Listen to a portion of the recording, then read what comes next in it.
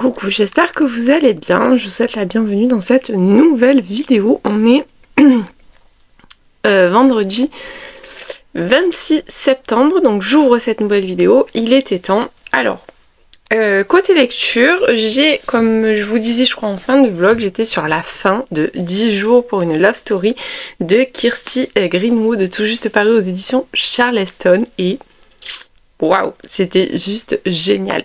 Franchement, c'est une comédie romantique que je vous recommande. Elle est drôle, les personnages sont attachants, l'histoire est touchante et surtout, elle aborde des thématiques assez importantes comme l'amitié, l'entraide, le harcèlement ou encore bien d'autres. Donc je peux que vous dire de foncer et de partir à la rencontre de Delphi qui meurt tragiquement en s'étouffant avec un hamburger réchauffé au micro-ondes. Donc c'est pour vous donner un petit peu le temps, et en fait après elle va se retrouver à Evermore et elle va faire la rencontre de Matty, si je dis pas de bêtises, mais je crois que c'est ça. Elle va faire la rencontre de Matty qui est la psychologue de l'au-delà. Voilà. Donc le ton est certes très drôle puisque forcément il y a un petit côté surnaturel, il y a un petit côté quand même rocambolesque, mais en même temps après on va découvrir Delphi qui va donc avoir la chance de pouvoir retourner sur Terre avec une super mission, c'est-à-dire retrouver un mec qu'elle a vu 3 secondes dans la salle d'attente de l'au-delà, et en gros il faut qu'il tombe amoureux d'elle et qu'il l'embrasse. Voilà.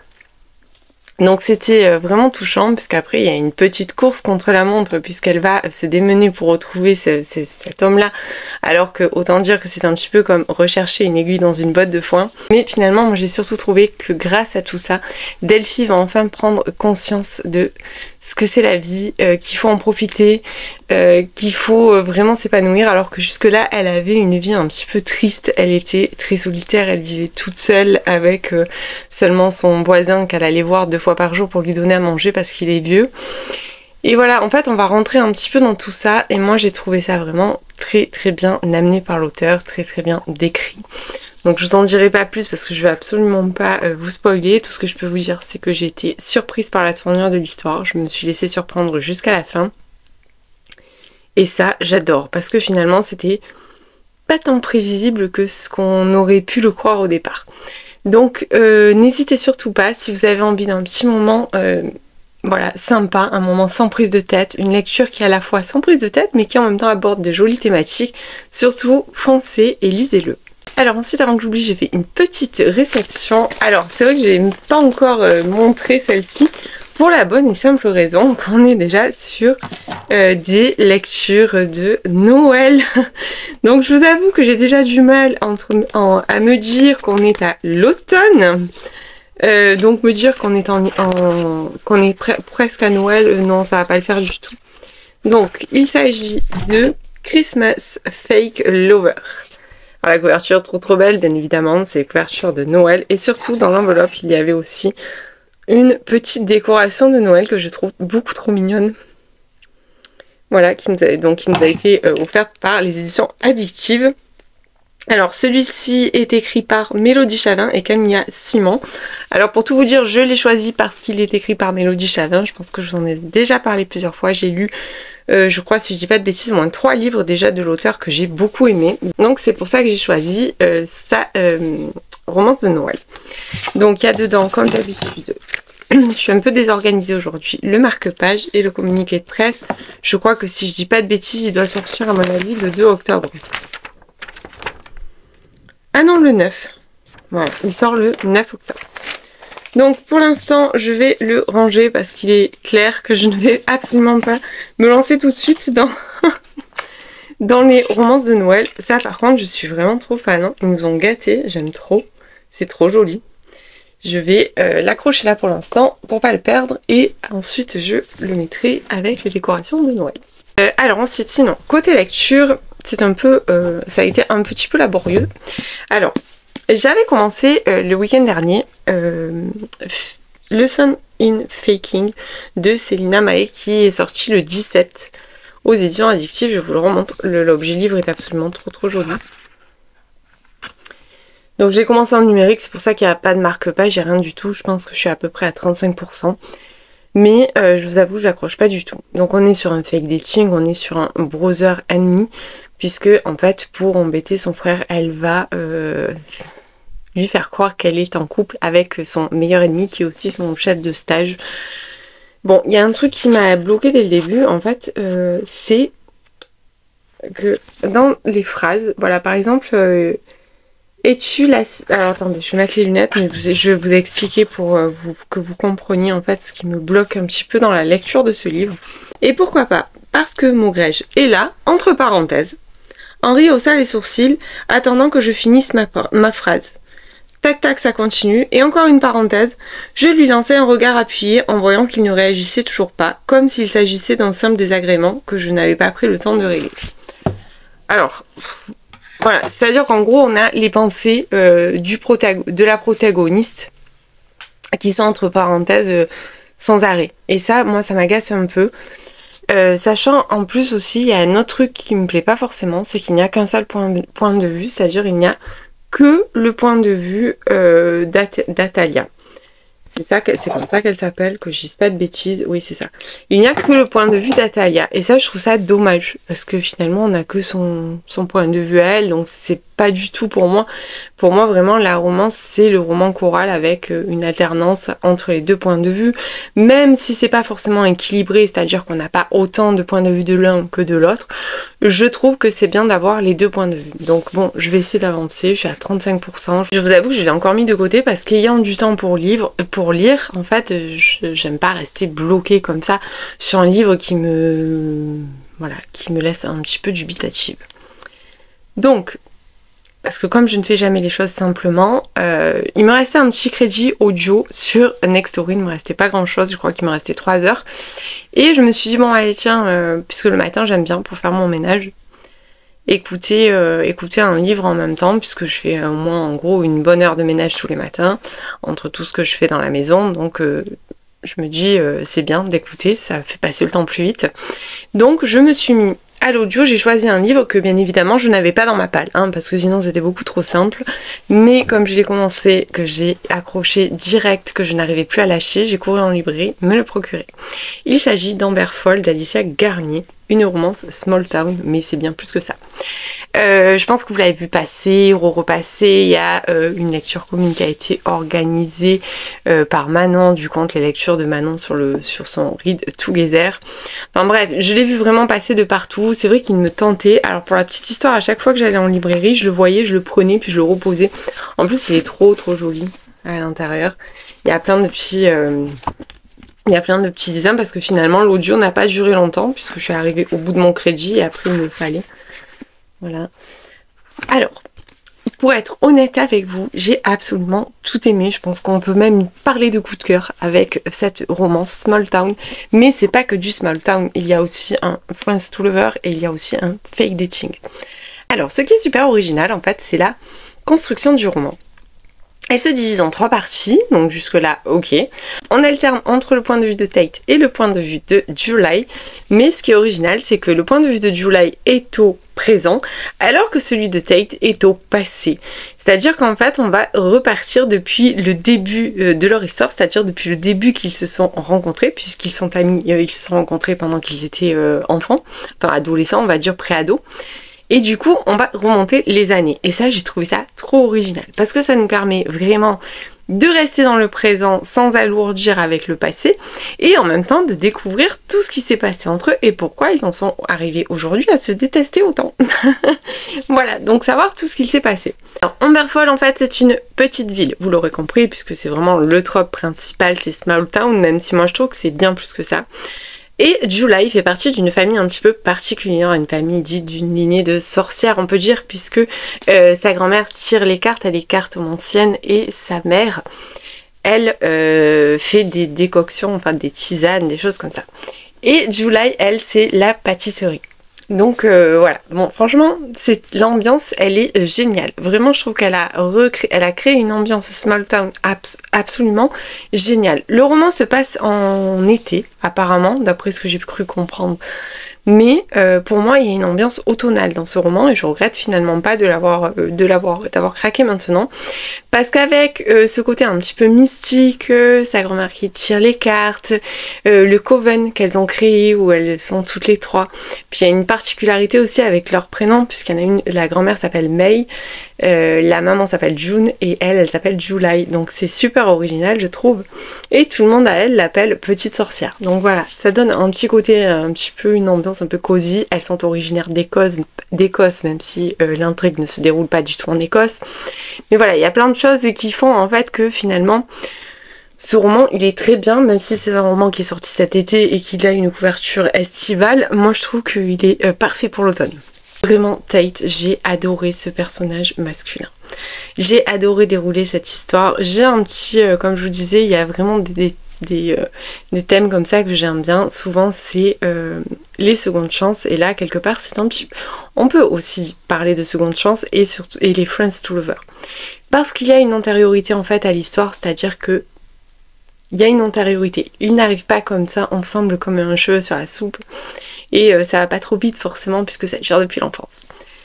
Donc Tate, on se rend compte aussi qu'il est dans... Alors lui, autant elle est dans une famille qui est mal vue par rapport à leurs pratiques, mais c'est une famille super unie où il y a beaucoup d'amour, beaucoup de partage.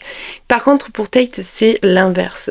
C'est une famille assez rigide, assez rustre. Il est fils de pasteur. Il s'entend mal avec son petit frère Ash, qui est l'ex-petit copain de July. Voilà, je vous ai un petit peu... Donc vraiment, c'est pour ça qu'il y a marqué Small Town, mais c'est bien plus que ça, parce que finalement, on peut retrouver plein de thèmes différents. Et surtout, ça se lit, mais à une vitesse folle. Je l'ai commencé mercredi matin, l'audio. J'ai couru me le procurer en librairie et je l'ai terminé hier après-midi. Voilà, donc il a même pas fait 48 heures finalement. Je l'ai dévoré, pourtant il fait 500... Je crois qu'il fait 520 pages. Mais j'avais même pas envie de les quitter, j'en aurais voulu encore plus parce que j'étais trop bien moi en Amberfall avec Tate et avec July. Donc vraiment, j'ai rien à redire sur ce roman de négatif, je l'ai adoré. Voilà, je pense que vous l'avez beaucoup vu passer, donc ça sera pas compliqué de vous faire d'autres avis. Moi c'est vrai que ça a matché direct, c'est peut-être ce dont j'avais besoin à ce moment-là puisque je pataugeais dans une lecture, donc j'avais besoin de quelque chose qui allait m'embarquer. Et là, ce fut le cas, j'ai tout aimé. L'ambiance, les personnages, l'histoire, la fin, trop belle. Ben bon, bref, j'ai adoré. Alors, comme je n'ai plus de crédit audio nulle part en fait, j'ai fouillé dans ma bibliothèque audio libre et j'avais pris, il y a au moins 1 an ou plus, Scottish Rhapsody de Delinda Dane. Donc je sais pas pourquoi j'avais pris ça parce que c'est super court, je crois qu'il y a même pas 5 heures d'écoute, donc bon. Bref, je l'ai trouvé dans ma bibliothèque, je me suis dit c'est l'occasion de le sortir de ma palle puisque je l'ai dans ma palle depuis une éternité, mais quand je vous dis une éternité, c'est une éternité, puisque je crois que lui je l'ai acheté quand il est sorti en poche. Et je vous dis en audio, j'ai dû le prendre il y a 1 an, voire 2 ans. Donc il était temps, donc je me le suis commencé ce matin à l'audio en faisant mon ménage. Donc je pense qu'il va être vraiment très vite fait. À mon avis, je pense que d'ici demain il sera fini. Il y a de fortes chances. Parce qu'en fait, j'écoute quand je fais du ménage, mais j'écoute aussi quand je colorie. Et en ce moment, je colorie beaucoup. Parce que ça me fait vraiment beaucoup de bien. J'adore. Voilà. Donc tous les jours, en fait, je me fais un coloriage en général si j'ai le temps. Enfin, pas tous les jours, mais presque. J'essaie si je trouve le temps. Et c'est vrai que j'écoute en même temps. Donc voilà, j'ai commencé, donc j'ai pas grand chose à vous dire parce que franchement j'ai pas écouté grand chose, je dis pas de bêtises mais je crois que je suis au chapitre 6. Donc ça représente 60 pages, donc voilà, j'ai pas grand chose à dire pour l'instant. Voilà, pour l'instant je peux pas vous dire, oui pour l'instant ça me plaît, mais voilà, à voir la suite et ce qui va se passer. Et ensuite, j'ai commencé celui-là hier soir et comme vous pouvez le voir, je l'ai bien dévoré puisque j'en suis déjà à la moitié. Donc il s'agit de La malédiction des sorcières de la mer de Sarah Penner. Sarah Penner que vous devez connaître pour La petite boutique au poison. J'espère vraiment que vous avez lu La petite boutique au poison parce que franchement, si vous l'avez pas lu, il faut le lire. Et j'ai commencé celui-là. Alors il sort le 2 octobre si je dis pas de bêtises. Pour tout vous dire, j'ai un petit peu peiné les... 100 premières pages, j'avais un peu de mal, donc on est sur une double temporalité, on est sur une première temporalité qui se passe en 1821, où on va faire la rencontre de Marie, qui est une sorcière de la mer, descendante des sirènes. Donc on est à Positano, en Italie, et en fait, elle protège leur village des pirates, voilà. Donc On va dire c'est un petit peu ça, le départ de l'histoire. Alors, je suis désolée, j'ai changé le mode de film parce que vraiment j'ai encore un souci, j'arrive pas à stabiliser l'image et ça va être dégueulasse, encore une fois, je m'excuse. Donc, on va faire la connaissance dans le présent de Haven, qui elle est plongeuse, elle est archéologue, je pense, on peut dire. Archéologue nautique, c'est ça, voilà. Donc elle est archéologue nautique. Et en fait, elle est fille de plongeur archéologue aussi. Son père était sur un gros truc, en fait. Sauf qu'il est décédé et elle voudrait retrouver ce fameux trésor. Sauf qu'on va lui mettre un petit peu des bâtons dans les roues. Donc je pense qu'à un moment donné, les deux histoires vont se rejoindre. Comme je vous dis là, alors j'ai eu les 100 premières pages, ça a été un peu laborieux. Et puis après, d'un coup, j'arrivais plus à m'arrêter. Et franchement, honnêtement, je pense que c'est jouable qu'il soit fini ce soir ou au plus tard demain matin parce que je suis vraiment à fond dedans et que j'ai très envie de savoir où ça va me mener. Donc, pour aujourd'hui, je vais vous laisser ici et comme d'habitude, je vous reprends plus tard dans la semaine. Et coucou, je vous reprends, on est le lundi 29 septembre. Alors, je vous reprends... J'ai pratiquement terminé cette lecture à l'audio parce qu'elle était très très courte, il y avait 6 heures et quelques, enfin moi j'écoute en plus en 1.5 donc il était vraiment très court. Je suis quasiment à la fin, il me reste 1h30 d'écoute. Bon, je vous avoue que pour l'instant je suis pas non plus ultra... alors c'est sympa, c'est mignon, on est sur un mariage arrangé, ça se passe en Écosse parmi les clans. Donc on va faire la rencontre de Erin qui va se sacrifier un petit peu pour son père puisque ils ont une grosse dette envers un autre clan en fait et elle va accepter d'épouser le fils le fils du clan à qui ils doivent de l'argent. Il se trouve que ce fils-là, il est très borderline. Il a en fait, bon déjà il a eu un grave accident, on sait pas exactement ce qui s'est passé, mais il a une balafre. Donc il y a un petit côté un petit peu la belle et la bête.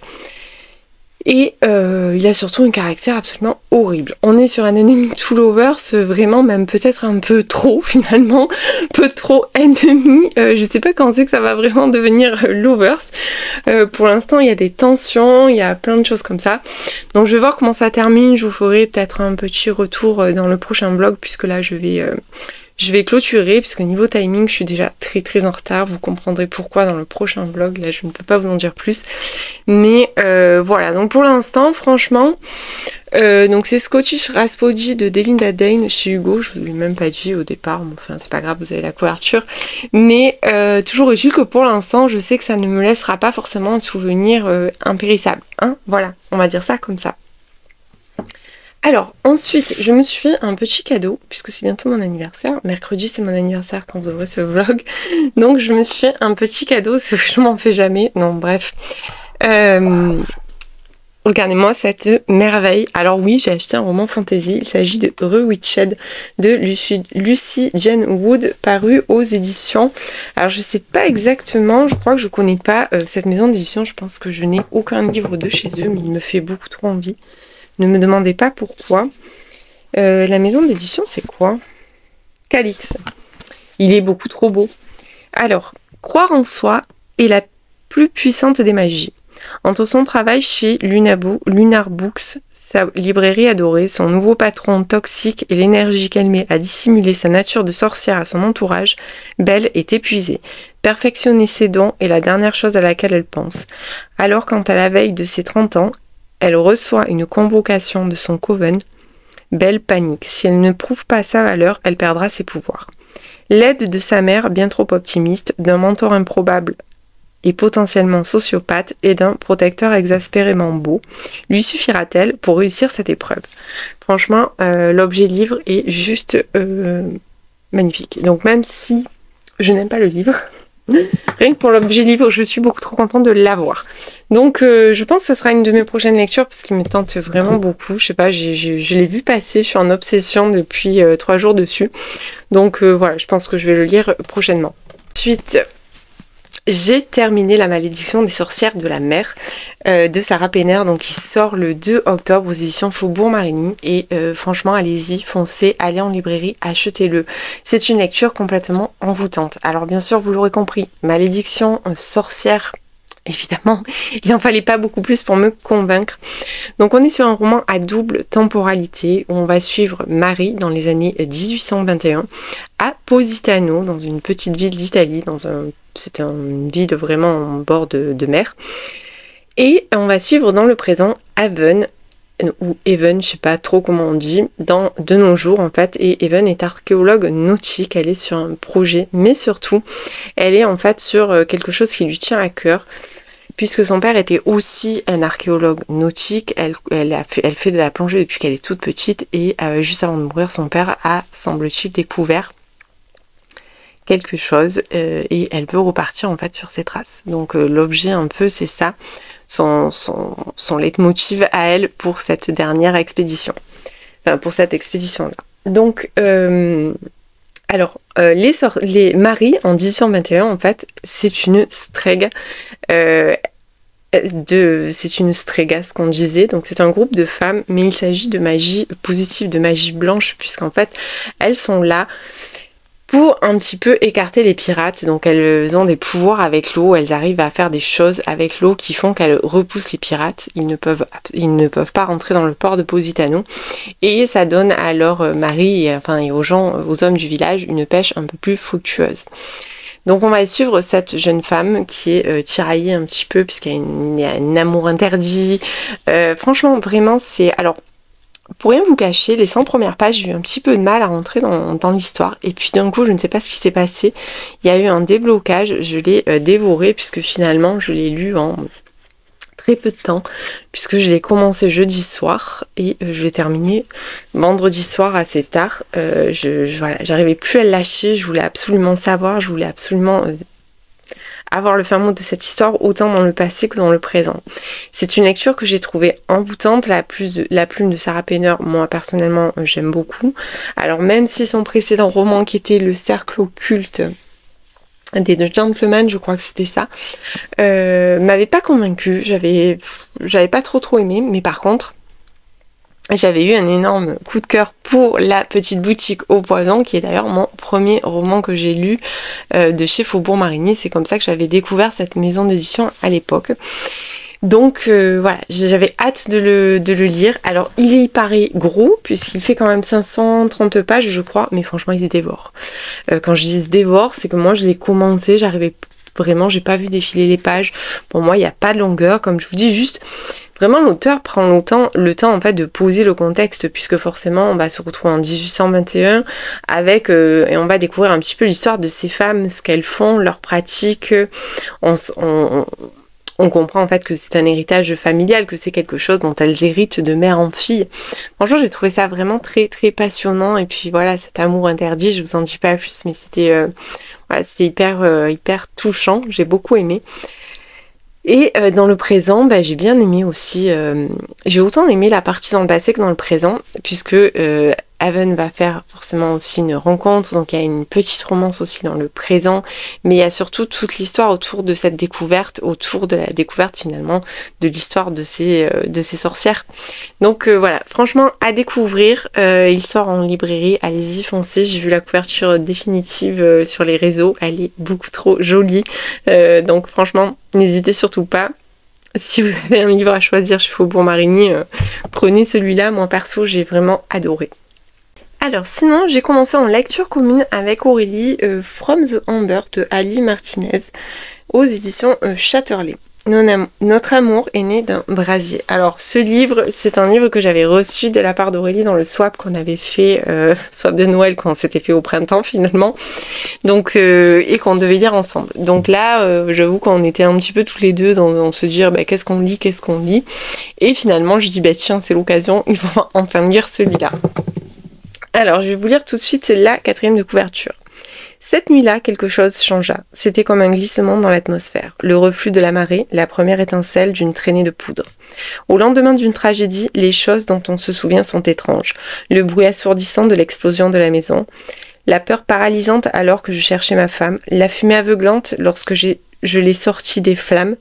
Mais ce qui restera gravé dans mon âme jusqu'à la fin de mes jours, c'est la prise de conscience bouleversante que la personne que je tenais dans mes bras n'était pas ma femme. Brie et moi étions les seuls survivants, alors que nous tentions de guérir, malgré la culpabilité et le chagrin, les secrets et les mensonges du passé, couvés sous les cendres, menaçant de s'embraser à nouveau. Ensemble, nous nous enflammerons. Alors, donc, vous l'aurez compris, on va suivre... alors, je sais pas comment ce prénom... il s'appelle... Je sais pas comment le prononcer, son prénom. Ison. On va dire Ison. Donc on va faire la rencontre de Ison qui est mariée avec Jessica. Ils ont une petite fille, Luna, qui a au début du livre, je crois qu'elle a à peu près 10 mois. Et parallèlement, on va faire la rencontre de Bri et de Rob. Donc c'est leurs meilleurs amis. En fait, le meilleur ami s'est marié avec la meilleure amie de sa femme. Je sais pas si vous avez compris, mais Rob c'est le meilleur ami d'Ison et Bri c'est le meilleur ami de Jessica. Donc en fait, du coup, voilà. Eux, ils ont 2 enfants. Ils décident enfin de faire garder leurs enfants par une nounou. Donc les 3 enfants sont gardés par une nounou et eux, ils sont une petite soirée à 4 pour un petit peu décompresser. Alors on sent que dans le couple, par exemple, de Jessica et d'Ison, il y a des soucis, notamment des soucis d'argent. Voilà, on sent qu'il y a cette petite fêlure. Et lors de cette soirée, en fait, ils sont dans la maison de Jessica et d'Ison et la maison, il y a une explosion en fait due à une fuite de gaz et la maison va exploser et prendre feu. Ison croit sauver Jessica, sauf qu'en fait, il sauve Bri, la femme de son meilleur ami, et leurs conjoints respectifs vont décéder dans les flammes. Je vous spoil rien, c'est écrit dans la 4e de couverture et ça se passe dans les 2 premiers chapitres. Et ensuite, on va assister à la reconstruction en fait de ces 2 êtres qui ont tout perdu, puisqu'ils ont perdu chacun leur conjoint. Ils s'aiment pas forcément, d'ailleurs, tous les 2, donc c'est un petit peu particulier puisqu'ils s'apprécient pas forcément. Et Bri en veut beaucoup à Ison parce qu'elle le tient responsable en fait de cet accident. Elle le tient responsable de tout ce qui s'est passé. Personnellement, j'adore cette lecture. C'est hyper addictif. Pour vous dire, je l'ai commencé hier soir, donc j'ai avalé. Je sais pas où sont marquées les pages ici. Donc j'ai dévoré plus de 200 pages rien que hier soir. Voilà, il me reste ça. Je vais le finir aujourd'hui, c'est sûr. Je pense que mon avis ne changera pas. Pour l'instant, j'adore. Le plot twist était tellement gros que je l'ai absolument pas vu venir. Donc voilà, j'adore vraiment cette histoire. Donc bien évidemment, vous aurez compris qu'ils vont finalement se rapprocher. Alors au début, pour le bien des enfants, puisqu'ils s'allient un petit peu pour se reconstruire et pour s'entraider. Et puis petit à petit, on sent les tensions monter, on sent les sentiments évoluer. Et puis surtout, il y a ce plot twist au milieu qui va un petit peu remettre beaucoup de choses en cause. Tout ce que je peux vous dire, c'est que vraiment, j'adore. La plume est hyper agréable. Alors, ça me fait beaucoup penser à un livre que j'ai lu cette année, qui est un livre de Colleen Hoover. Je ne vous dis pas son titre parce que je veux pas spoiler, mais voilà, ça me fait énormément penser. D'ailleurs, je retrouve ça puisqu'il y a un gros dilemme moral en fait, et c'est ça que j'aime bien moi. J'aime quand c'est un petit peu en dehors des clous, quand c'est, comme on dit, un petit peu borderline, puisque oui, on peut pas avoir une relation avec la veuve de son meilleur ami et inversement quoi. C'est quand même assez particulier niveau moralité et c'est ça que j'aime en fait parce que je trouve que ça crée des tensions, je trouve que ça crée justement ce côté un petit peu pas moral de se dire non mais on peut pas faire ça mais pourtant voilà, et j'aime énormément. Je regrette qu'on l'ait pas lu avant d'ailleurs, je sais pas pourquoi on a attendu aussi longtemps. Alors bon, la couverture, moi je suis pas forcément ultra fan. Je vais vous dire, j'ai une peur bleue du feu. Je pense que c'est ma plus grosse psychose. Je suis toujours en train de tout vérifier dans la maison. Si j'ai pas oublié un truc sur la plaque, si j'ai pas oublié une bougie, si j'ai bien tout éteint, tout machin. Enfin voilà, je suis un peu une stressée du feu, donc même les premiers chapitres, ça m'a un petit peu tendue. Bon après ça va puisque c'est vraiment que le début du livre. Mais pour l'instant, j'aime beaucoup ma lecture. Donc après, j'ai quelques lectures de prévues en tête, je vais vous montrer ça tout de suite. Alors, je me suis fait une petite sélection de livres que j'aimerais lire là, tout prochainement, on va dire. Donc, j'aimerais lire le Nisha, il faut que je lise À mon inconnu de Laura Mathieu, mais pour tout vous dire, j'ai commencé à lire quelques chapitres. Alors, je lis en numérique puisque Nisha nous les envoie aussi en numérique. Je l'ai commencé mais c'est très young adulte, voilà, donc pour l'instant j'ai un petit peu de mal mais voilà, il va falloir que j'avance dessus. Donc j'ai lu je crois 15% du numérique. Ensuite j'ai très envie de lire The Austin Academy, vraiment j'en ai trop envie. Depuis que je l'ai acheté, j'ai envie de le lire, donc voilà. Ensuite, je me suis sorti un livre de saison, Les sorcières du phare de C.J. Cook. Donc j'avais dit que je lirais à l'automne, donc c'est clair qu'il sera dans ma pile à lire. Il est dans ma pile à lire du mois d'octobre, c'est obligatoire. J'aimerais également lire À bout de souffle de Maloria Cassie et bien évidemment le dernier que je viens de de vous montrer, qui est aussi complètement de saison. Donc voilà, c'est ma petite pile à lire pour les prochaines semaines. Je pense pas que je lirai tout ça dans la semaine prochaine, quand même ça fait un peu beaucoup, surtout si entre temps je reçois quelques services presse. Mais voilà, donc c'était juste pour vous faire, voilà, pour vous montrer à peu près ce que vous risquez de voir dans les prochains jours sur mon compte. Donc je vais clôturer ici, ce vlog est assez court, j'avais pas trop de contenu cette semaine j'avoue, et puis en plus je suis un peu prise par le temps, vous comprendrez dans le prochain vlog pourquoi.